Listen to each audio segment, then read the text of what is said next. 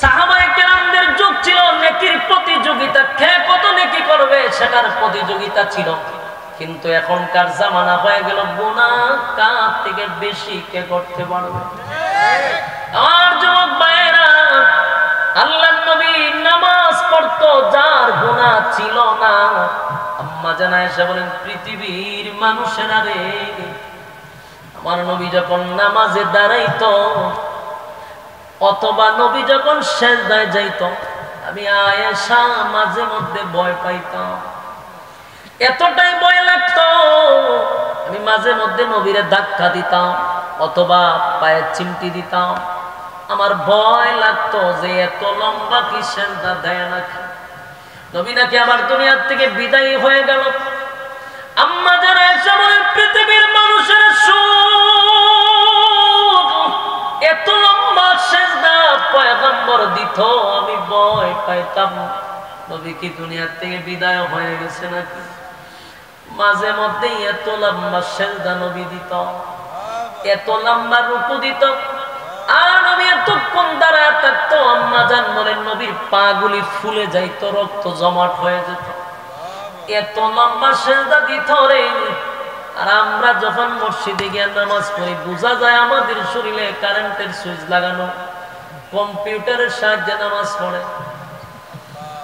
এত দ্রুত নামাজ পড়ে, সিজদা দেয়। অথচ প্রতি ওয়াক্তে ওয়াজিব তরফ হইতে পারে।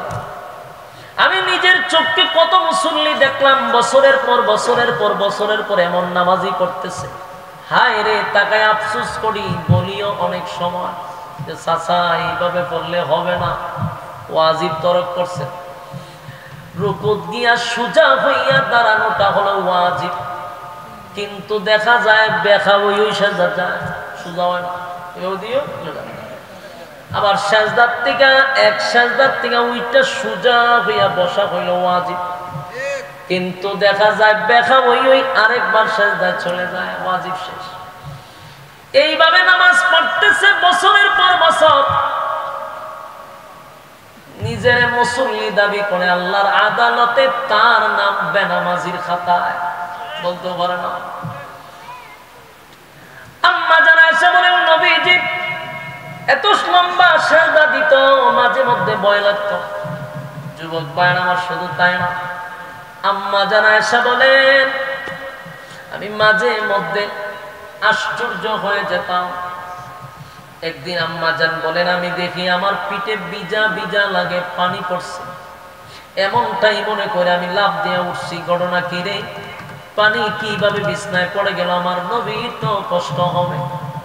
কিন্তু এটা দেখি আমার পাশে নবী নাই, তাকায় দেখি নবী আল্লাহর কুদরতি পায়ে সিজদায় পড়ে এমন কান্না শুরু করছে, নবীর চোখের পানি গড়াইয়া গড়াইয়া আমি আয়েশার কাছে চলে আসছি।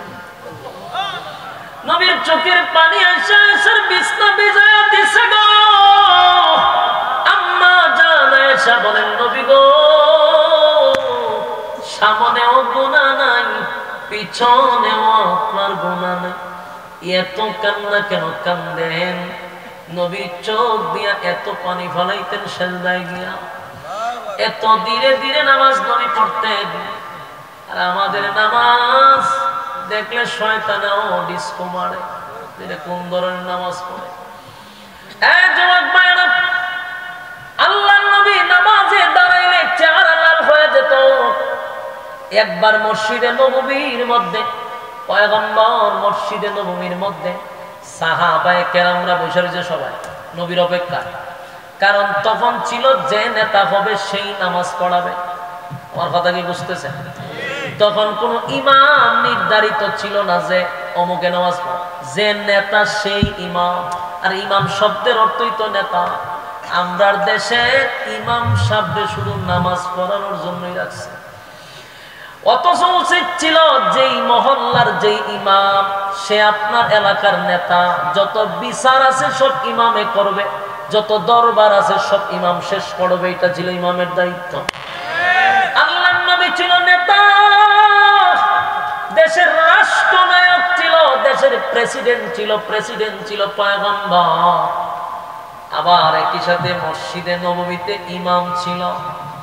তো সব সাহাবীরা মসজিদে নববীর মধ্যে বৈশা রইছে রে ফজরের নামাজের জন্য। অনেকক্ষণ ধরে অপেক্ষায় সাহাবীরা বারবার হুজুরা শরীফের দিকে তাকায়। মসজিদের সাথে নবীর হুজুরা ছিল। ঘটনা কি রে? আল্লাহর নবী কেন জামাতে শরীক হচ্ছে না? বারবার ডাইনে বামে সাহাবায়ে কেরাম তাকায়, নবী কেন আসে না, নবী কেন আসে না? একজন আর একজনকে বলে, তোমরা একজন গিয়া ডাক দাও, নবী মনে হয় ঘুমিয়ে গেছে, বলতে পারে না, হয়তো বা চোখ লেগে গেছে। সাহাবীরা বলাবলি করতে লাগলো, একজন যাও গিয়া বলো নবীরে ঘুম থেকে জাগ্রত করো। সবাই বলে, আবু বকর আপনি তো, আপনার মেয়ে যেহেতু হুজুরার ভিতরেই আছে, আপনি গিয়ে একটু নবীরে জাগ্রত করেন না। হযরত আবু বকর বলে, আমার মালিক রে আমার আল্লাহ নাম ধরে ডাক দেয় না গো, আমি কেমনে আমার নবীরে গিয়া আদেশ করি যে আপনি উঠেন নামাজ পড়ান? আমি আবু বকরের দ্বারা এই কথা বলা সম্ভব না।